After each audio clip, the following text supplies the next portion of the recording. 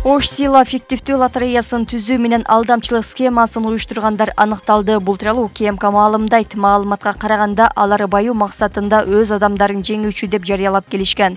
Катышуучулардын санын көбөйтүү үчүн автоунаа, батир жана жер сыяктуу кымбат баалуу байгелерди ойнотушкан. Ал эми жеңүүчүлөр атайын дайындалган адамдар менен бардык байге лотереянын уюштуруучуларына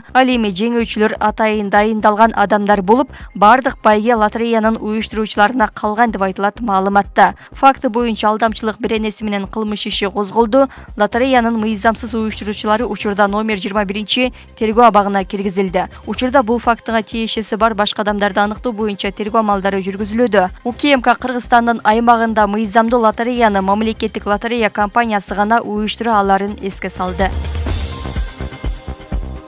Манас шаарында авто мектептерде окугандардан практикалык сынактарды кабыл алууда коррупциялык схема уюштурган кызматкерлер кармалды. Бул тууралуу УКМК маалымдайт.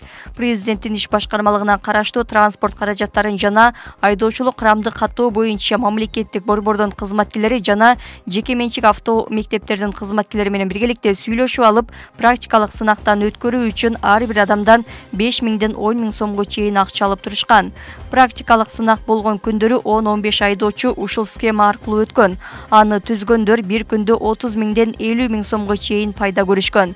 Бул кылмыш иштен алкагында мекеменин кызматкерлери жана алардын шериктери жарандар пара алып жаткан жерден кармалды деп айтылат маалыматта.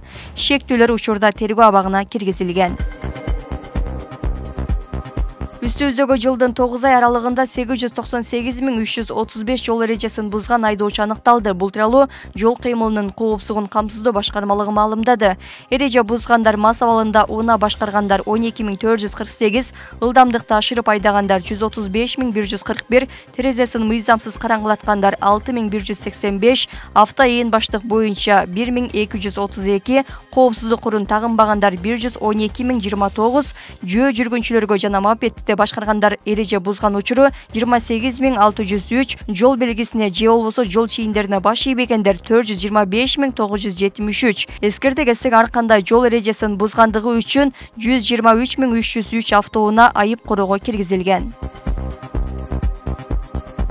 Афганистандын кичи жана чоң Памир аймактарында жашаган этникалык кыргыздарга ветеринардык жардам көрсөтүлдү. Бул тууралуу Суу ресурстары, Айыл чарба жана кайра иштетүү өнөр жай министрлиги маалымдады. Маалыматка ылайык, министрлер кабинетинин чечими менен этникалык кыргыздарга гуманитардык жардам жеткирүү максатында түзүлгөн делегациянын курамында ветеринария, мал чарбасын өнүктүрүү, жайыт жана тоют кызматынын 2 кызматкери болгон. Иш сапардын жүрүшүндө кичи жана чоң Памирде бөлүнгөн ветеринардык гуманитардык жардам толугу менен жеткирилип, жеринде бөлүштүрүү иштери жүргөн. Ошондой эле жергиликтүү тургундардын айыл чарба жана мал жандыктарынын саны такталып, ветеринардык кароодон өткөрүлдү.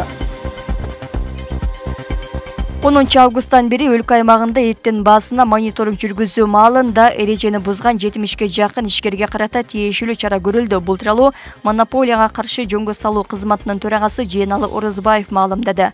Анын айтымында бул көрсөткүч мурунку жылдарга салыштырмалуу бир топ эле жогору.